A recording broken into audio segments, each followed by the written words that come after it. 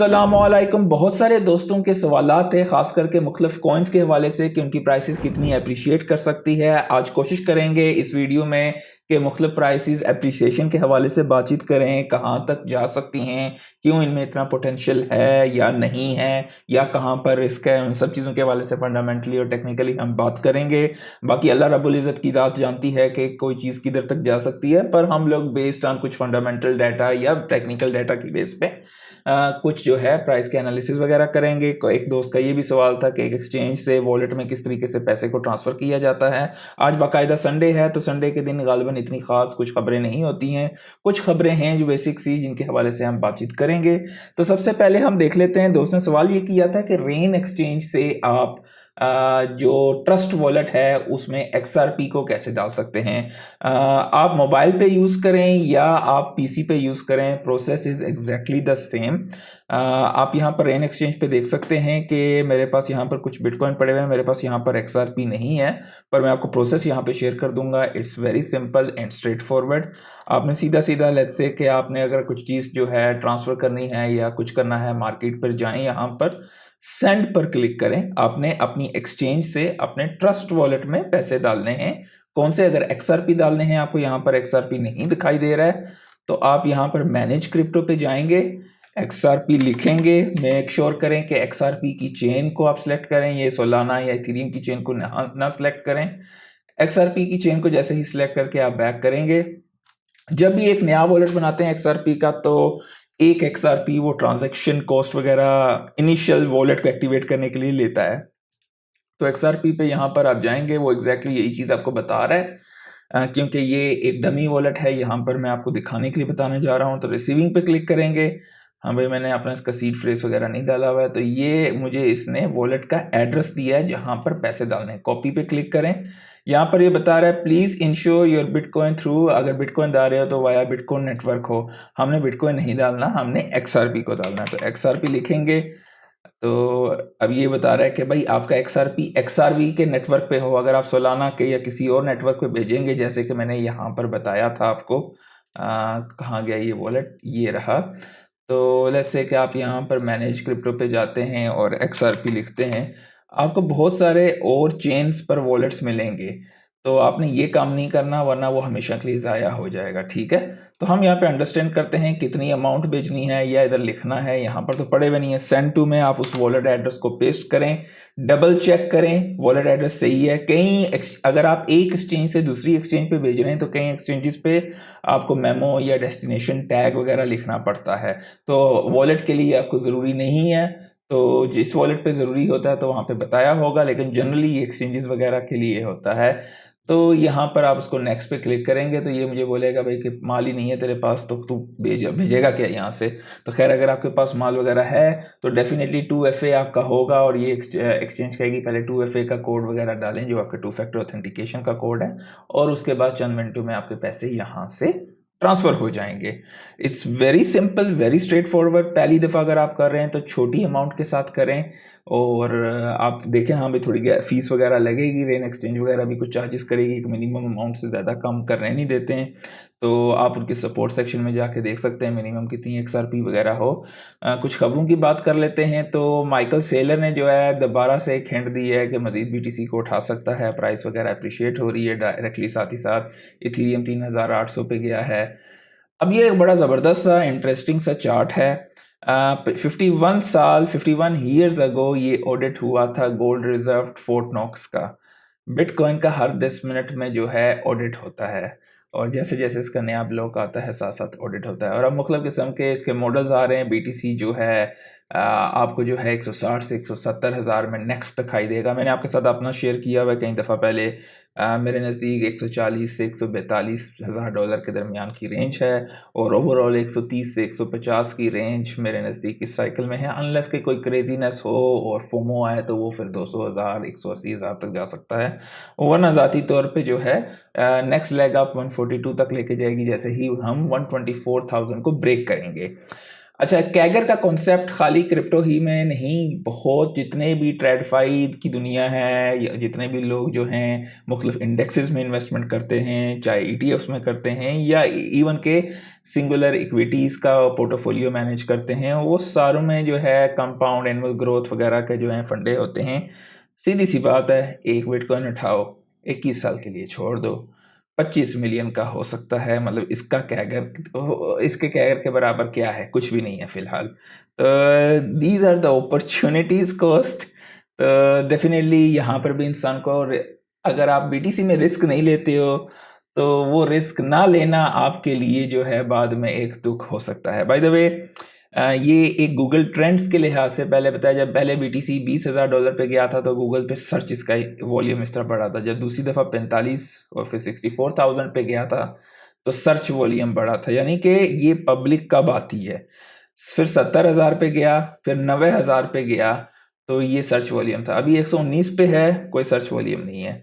तो यानी कि अगली लेग अप आएगी तो लोग आएंगे और माल आएगा। रशियन प्रेसिडेंट पुतिन कहते हैं who can ban bitcoin, nobody. बड़े ज़बरदस्त तरीके से इन्होंने किया हुआ है। ये बात तो यही बनती है, वैसे हकीकत है, क्योंकि नाकामोटा कोएफिशिएंट इनका देखें, डिसेंट्रलाइजेशन देखें, डेफिनेटली। तो अभी तक हमारी लेग अप जो है वो आनी बाकी है। आप यहाँ पर देखें 2021 की, 2017 की, तो हमें यहाँ पर एक ज़बरदस्त किस्म का रिवॉर्ड जो है आगे मिलने के चांसेस हैं। पगी पेंगुइन्स के हवाले से मैंने कई दफ़ा आपको बताया है, बस स्टार्ट है पगी पेंगुइन्स की। बिटकॉइन जैसे ही नेक्स्ट लेग अप होगा, you will get crazy returns on पगी पेंगुइन्स। इनका जो है इंस्टा का जो है अकाउंट 1.9 मिलियन को हिट हुआ है। People are going crazy. देखिए, गोल्ड को सेफ करने के लिए, सिक्योर करने के लिए, छुपाने के लिए कितने अखराजात होते हैं, मेंटेनेंस होती है, मैन पावर की ज़रूरत होती है, सिक्योरिटी सिस्टम्स की ज़रूरत होती है। इतनी अमाउंट का बिटकॉइन ये पड़ा हुआ है, और ये भी ज़रूरत नहीं है रियलिटी में, खाली अगर आपको पासवर्ड याद रह सकता है और इससे कहीं गुना ज़्यादा भी हो तो भी आपके लिए इतनी ही जगह चाहिए। तो imagine imagine the difference, no maintenance, nothing.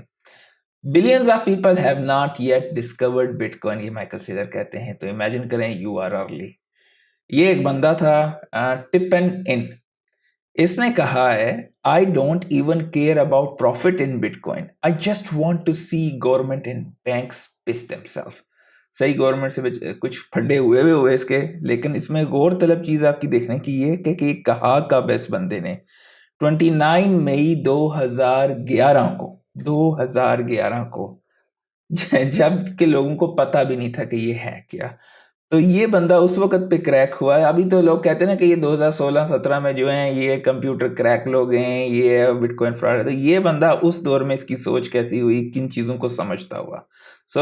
इसको ये खिताब दिया गया, व्हाट अ लेजेंड बिटकॉइन। ये बात बिल्कुल सही है। तो अब बात करते हैं मुख्तलिफ दोस्तों के कॉइन्स के हवाले से, जो कि सबका फेवरेट टॉपिक है, लेकिन उससे पहले हम बिटकॉइन की डोमिनेंस को देख लेते हैं। ये ज़रूरी चीज़ है हमारे लिए। तो पहले उसको की तरफ एक ज़रा नज़र डाल लें, उसके बाद फिर हम लोग बात करते हैं, ठीक है। बिटकॉइन डोमिनेंस की तरफ देखें तो बहुत तेज़ी से गिरती जा रही है यहाँ पर, और कल के दिन हमारी नई कैंडल भी, वीकली कैंडल भी बनेगी, तो हमें उसके लिहाज से भी जो है एक अच्छा जो है, अगर यहाँ से गिरती है तेज़ी से तो साइंस बेहतरीन होंगे, क्योंकि बीटीसी की प्राइस भी साथ ही साथ अपवर्ड मूवमेंट करेगी, तभी हमें जो है एक ओल्ड सीजन दिखाई देगा। अच्छा दोस्तों, पोकाडॉट के हवाले से मैंने पहले भी शेयर किया था, एक फंडामेंटली स्ट्रॉन्ग प्रोजेक्ट है। यही इथेरियम, कार्डानो और पोकाडॉट जो हैं, इनके मतलब फाउंडर्स जो हैं बेसिकली पहले इथेरियम के थे, और एक ने कार्डानो बनाया और एक ने पोकाडॉट बनाया गया। गैविन वुड के हवाले से बात करें तो ये पोकाडॉट फंडामेंटली जो है बिल्कुल स्ट्रॉन्ग है। डेफिनेटली अट्रैक्शन उस तरह की नहीं है फिलहाल, लेकिन टेक्नोलॉजिकली वाइज जो है बेहतरीन किस्म का प्रोजेक्ट है। ये अगर $20 पे वापस जाता है तो इसमें कोई परेशानी की बात नहीं है, ये हो सकता है $30 तक भी चला जाए।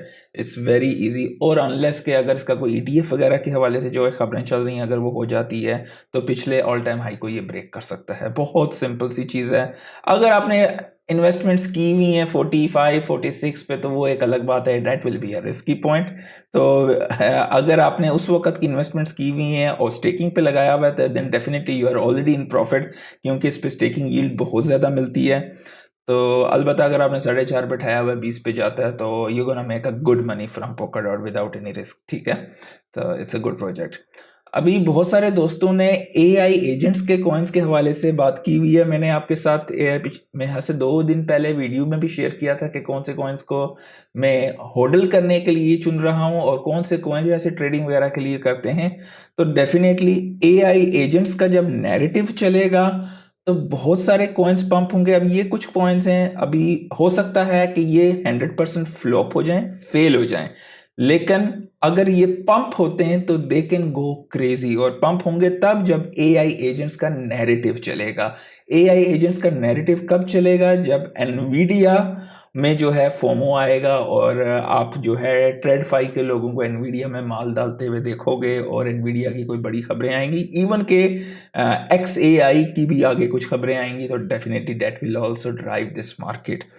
इस वक्त ये आपको लगता है कि यार ये तो डेड हुआ हुआ प्रोजेक्ट है, आप लोग में से अगर किसी ने यहाँ पर उठाया हुआ है तो इसका वापस 0.4 पे जाना कुछ मुश्किल नहीं है। अगर हम देखें इसकी सर्कुलेटिंग सप्लाई और टोटल सप्लाई, और इसका अगर हम यहाँ पर देखें मार्केट कैप कितनी है, 23-24 मिलियन है, और उसमें से तकरीबन आप कह सकते हो कि 6 मिलियन के आसपास जो है ट्रेडिंग हो रही है। तो it's a good amount of trading इतनी मार्केट कैप में से, तो this is a great project.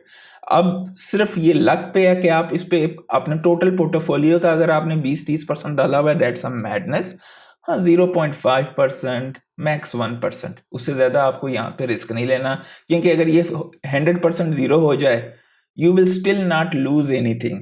लेकिन ये आपका एक ऐसा इक्का हो सकता है, स्वाम्स में खुद भी होल्ड करता हूं but not in a major portion, एक छोटी अमाउंट में, तो एक अच्छा प्रोजेक्ट है। ग्रिफेन भी मैं होल्ड करता हूं, ग्रिफेन के वाले से भी दोस्तों ने पूछा था, तो ग्रिफेन भी अपने ऑल टाइम हाई से ऊपर बहुत इजीली जा सकता है। वही सेम चीजें हैं, एआई एजेंट्स का नैरेटिव है, तो इसको भी जो है अगर आपने होल्ड किया हुआ है, और ये बात का ख्याल रखिएगा कि आपके टोटल पोर्टफोलियो का कितना हिस्सा है, 1% मैक्स मैक्स मैक्स होना चाहिए, अनलेस कि आप कोई क्रेजी डीजन हो और मतलब तुक्का लगाने के चक्कर में वो काम कभी भी ना करें। इससे सेंसिबल अपने रिस्क को मिटिगेट किया करें ना, सेंसिटिव वे, सेंसिबल वे। तो मैडनेस ना कीजिएगा। जेरिब्रो भी एआई एजेंट के नैरेटिव से वाबस्ता है, और जेरिब्रो भी वापस अपने ऑल टाइम हाई पे जा सकता है। बहुत टोटल मार्केट कैप देखें ना यार, 32 मिलियन है और वॉल्यूम 7 मिलियन का है, मतलब लोग इस पे हाथ डाल रहे हैं, और जैसे ही नैरेटिव आएगा तो डेफिनेटली ये सारी चीजें चढ़ेंगी। अगला प्रोजेक्ट मुझे नहीं मालूम किस बंदे ने उठाया है, और यहाँ पर उठाया है या यहाँ पर उठाया है, पर दोस्तों ने सवाल पूछे थे। मोक कॉइन इस साइकिल का मीम कॉइन है और ये इजीली आपको 5 to 6x दे सकता है जैसे ही मीम सीजन आएगा। This is gonna go crazy. अगर हम देख लें, कॉइन बेस पे ये लिस्टेड है, कूकॉइन पे लिस्टेड है, गेट.io पे है, MEXC पे है, तो ऐसी कोई परेशानी की चीज नहीं है। मोक कॉइन आपको डेफिनेटली बेहतरीन रिटर्न देगा। गोट के हवाले से बात करें, अब ये क्या है कि जब भी आपके मुख्तलिफ कॉइन्स बढ़ेंगे, अब ये कह सकते हो कि यार एक कॉइन जो है, एक मीम का नैरेटिव ज्यादा चल रहा है, बोंक ज्यादा चल रहा है, या दूसरा ज्यादा चल रहा है, पेंगू चढ़ रहा है, मोक कॉइन क्यों नहीं चढ़ रहा? मोक कॉइन भी चढ़ेगा, हो सकता है उतना ना चढ़े, हो सकता है ज्यादा चढ़े, लेकिन ये कॉइन्स एटलीस्ट ये आप यहाँ पर जो है, ये मिनिमम आपको यहाँ से 4 to 5x इजीली दे जाएगा। इसकी एफडी भी आपको तकरीबन 700 मिलियन की है, 4 to 5 बिलियन जाना कुछ भी नहीं है जैसे ही मीम सीजन आएगा, और वो चीज़ बहुत क्रेजी होगी जब वो आएगी। गोट भी one of the initial AI agents के नैरेटिव्स में था, और ये भी जो प्रोजेक्ट है, अगर हम इसका देखें, ट्रेडिंग वॉल्यूम 30 मिलियन का है और 136 मिलियन की टोटल मार्केट कैप है। टोकोनॉमिक्स के लिहाज से भी देखें तो सारा कुछ बाहर आया हुआ है, पूरे टोटल जितने सर्कुलेटिंग सप्लाई है, और ये भी इजीली जो है आपको यहाँ से 8 to 10x दे सकता है जैसे ही एआई एजेंट्स का नैरेटिव आता है। अब ये जितने भी मैंने आपको कॉइन्स बताए हैं, चाहे वो स्वार्म हो गया, जेरिब्रो है, ग्रिफेन है और गोट है, इन्हें मैं एक्सट्रीम रिस्क कैटेगरी में कहता हूं। ये एक्सट्रीम रिस्क कैटेगरी में क्यों मैं इसे कहता हूं कि इनके फेलियर के चांसेस बहुत होते हैं। अगर ये फेल हो जाते हैं, प्रोजेक्ट डेड हो जाते हैं, पीछे इनकी जो कम्युनिटीज हैं वो काम ना करें, तो ये प्रोजेक्ट टोटली 100% डेड बहुत आसानी से हो सकते हैं। लेकिन अगर जरा सा भी नैरेटिव क्लिक होता है तो ये आपको लाइफ चेंजिंग रिटर्न्स भी बना के देते हैं। तो एआई एजेंट्स के नैरेटिव में जैसे कि मैंने आपको बताया कि एक कॉइन की होल्डिंग आप 0.5 से 1% depending upon your risk appetite से ज़्यादा ना करें, बिल्कुल ना कीजिएगा, ठीक है। फाइल कॉइन की भी बात कर लेते हैं। फाइल कॉइन जो है ये पिछले साइकिल में भी था और one of the top projects में से है। 5.8 बिलियन की मार्केट कैप है, 54 नंबर पे ये गालबन आता है। ये पहले तो $200 के आसपास गया हुआ है। मुझे नहीं लगता कि उतना जाएगा, लेकिन मुझे ये है कि एटलीस्ट ये आपको $40 या सॉरी 40 कह रहा हूँ, $30 के आसपास आपको जाते हुए मिल जाएगा इजीली। तो अगर ये $30 है तो ये 10x आपको दे सकता है। उसकी वजह ये है कि अगर हम ये देखें इसकी एफडीवी जो है वो 5.8 बिलियन है। तो अगर ये यहाँ से 10x होता है तो मैक्स 50 बिलियन, वो भी इवन मैं ज़्यादा कहूँगा कि 30 भी जो है वो भी ज़्यादा ही है। आप ये कह सकते हैं कि तकरीबन $15, क्योंकि 30 बिलियन की फुली डाइल्यूटेड वैल्यूएशन वो अचीव तभी होगी जब BTC 180,000 से ऊपर जाता है, लेकिन उसके चांसेस हैं क्योंकि फंडामेंटली बड़ा प्रोजेक्ट है। लेकिन आप इस पर बहुत देर तक इंतज़ार ना कीजिए। अगर आपने 2 3 $4 पे उठाया है तो ये जैसे ही $12 पे जाता है, $15 पे जाता है, यू स्टार्ट टेकिंग प्रॉफिट्स, ठीक है। नेक्स्ट प्रोजेक्ट एक भाई ने पूछा हुआ था, पोल टोकन यानी कि मैटिक टोकन। पिछले साइकिल में इसने वंडर्स किए थे, पिछली बेयर मार्केट में इनकी पार्टनरशिप्स ने वंडर्स किए थे। उसके बाद में इनके फाउंडर्स का आपस में जो है तू में हुई और काफ़ी सारे अलग हो रही है। इससे दूर रहो, सीधी सी बात है। अगर है नुकसान में हो, ये दूसरे पिछले कहीं जो हैं उन रिस्की प्रोजेक्ट्स में चले जाओ। ये प्रोजेक्ट्स के चांसेस बहुत कम हैं कि ये आपको अच्छे रिटर्न्स दे। अब ये मेरी ज़ाती राय है, मैं गलत भी हो सकता हूँ। कल को कोई ऐसी खबर आ जाए जिसका मुझे इल्म नहीं है तो डेफिनेटली ये आपको दे सकता है। मैं ज़ाती तौर पे इस प्रोजेक्ट से बचूंगा। बेयर मार्केट में भी इसने बहुत ज़बरदस्त लोगों को रिटर्न दिए थे, बेयर मार्केट के बॉटम पे। लेकिन उसके बाद जो एक फाउंडर्स का फड्डा है तो उसके बाद कम्युनिटी डिवाइड हो जाती है, ठीक है। तो इस चीज़ पे फंडामेंटली ये प्रोजेक्ट जो है मेरे नज़दीक जो है अभी भी इस पे बहुत ज़्यादा टीवीएल है, पैसा बहुत ज़्यादा लगा हुआ है। लेकिन फाउंडर्स की वजह से जो है उनके आपस की तू में की वजह से मैं ज़ाती तौर पे इसे इज्तनाब करूँगा, क्योंकि अदर अपॉर्चुनिटीज़ है ना आपके पास। बेस का एरोड्रोम टोकन है, आर्बिट्रम भी अच्छा प्रोजेक्ट है। अगर आपको L2s करने में, ज़ाती तौर पे L2 से बचता हूँ। मैंने एरोड्रोम को रखा हुआ है और इथेरियम को भी मैं तकरीबन आउट कर चुका हूँ, उस जगह पेंगू रखा हुआ है मीम का। तो वो मुझे वहाँ पे जो है उसका फ्लेवर दे जाएगा। ईथ के सेक्टर में अगर कहीं भी जो है पुश आता है तो वो मुझे एक अच्छे खासे रिटर्न्स वहाँ से मिल जाएंगे। तो अगर नहीं आता है तो एक अलग बात है। एथीना बेहतरीन प्रोजेक्ट है। ये अब इस वक्त 0.5, आप कह लें $0.5 का है और ये मेरे नज़दीक इजीली 1.5 से $2 का जा सकता है यहाँ पर। इसकी मेन वजह ये है, आप इस वक्त देखें 6 बिलियन की इसके अंदर माल लगा हुआ है। टोटल सप्लाई 15 बिलियन की है, तकरीबन 45% के आसपास सर्कुलेटिंग सप्लाई है। अब ये नहीं मुझे शायद नीचे दिया हुआ हो कि बाकी सर्कुलेटिंग सप्लाई कब आएगी। अब ये देखें, ये जिस तरह जितनी डाइल्यूशन हो रही है बेसिकली, तो ये आपको काफ़ी लॉन्ग टर्म इनका है। 2026 के हमें पहले में ही निकलना है तो इतनी ज़्यादा डाइल्यूशन यहाँ पर नहीं होगी। तो डैट इज़ गुड कि ये आपको जो है अच्छे खासे रिटर्न्स दे सकता है। बाइनेंस, कॉइनबेस सारी बड़ी एलीट जगहों पे है। अब $5 तक ये एक जनरल, अगर हम देखें इसकी एफडीवी तकरीबन $7.5 है और ज़ाहिर बात है वो तकरीबन $5 जो है होता है, तो ये एक अच्छी खासी यहाँ पे फुली डाइल्यूटेड वैल्यूएशन होगी। आप जो हैं अपने प्रॉफिट टेकिंग्स इसकी $1.5 के बाद, मतलब आप 10% प्रॉफिट ले लें, उसके बाद $2 पे चला जाए, आप 15% प्रॉफिट लें, उसके बाद दोबारा से जो है अगर ढाई पे जाता है 15% और लें, फिर इस तरह जितना जितना ऊपर जाएगा you start taking your profits. उसके बाद एक और भाई ने सवाल पूछा था ग्राफ के लिहाज से। ग्राफ मैं खुद भी होल्ड करता हूँ, एक बेहतरीन प्रोजेक्ट है मेरे नज़दीक। ये इजीली आपको 0.8 से $1 पे जा सकता है इस साइकिल पे। तो ग्राफ जो है एक, अभी ग्राफ की स्टेकिंग आप आर्बिट्रम पे भी गालबन कर सकते हो। पहले सिर्फ इथेरियम पे होती थी तो गैस फीस वगैरह ज़्यादा होती थी उस दौर में भी, तो इथेरियम की भी गैस फीस ओके हुई है, थोड़ा सीधा हुआ है। तो डेफिनेटली ग्राफ भी एक बेहतरीन प्रोजेक्ट है और टॉप लिस्टेड टायर एक्सचेंजेस पर है ये। तो उम्मीद करता हूँ काफ़ी कुछ सीखने को मिला होगा और गालिबन मैं कोशिश किया करूँगा हर हफ्ते को या संडे के दिन शाम को मुख्तलिफ प्राइस प्रेडिक्शंस के हवाले से हम लोग जो है मतलब असेसमेंट कर सकते हैं। प्रेडिक्शन क्या है, ये तो गलत चीज़ है। प्रेडिक्शन कहना nobody knows the future based on past track record, या असेसमेंट कितना ऊपर जा सकता है मार्केट वैल्यूएशंस वगैरह के हवाले से हम उसका हिसाब किताब कर सकते हैं। But nobody knows the best, Allah only Allah knows the best. और नो मतलब हम लोगों को प्रॉफिट टेकिंग अपने को जो है उसको एग्रेसिव करना पड़ेगा बुलिश मार्केट में, क्योंकि अगर आप प्रॉफिट टेकिंग नहीं करोगे, रियलाइज नहीं करोगे गेन्स को, ट्रस्ट मी कोई और बंदा करेगा और आप रोते रहोगे अगले 4 साल या अगले अगले 1.5 साल के अंदर बेयर मार्केट के बॉटम में बेचोगे।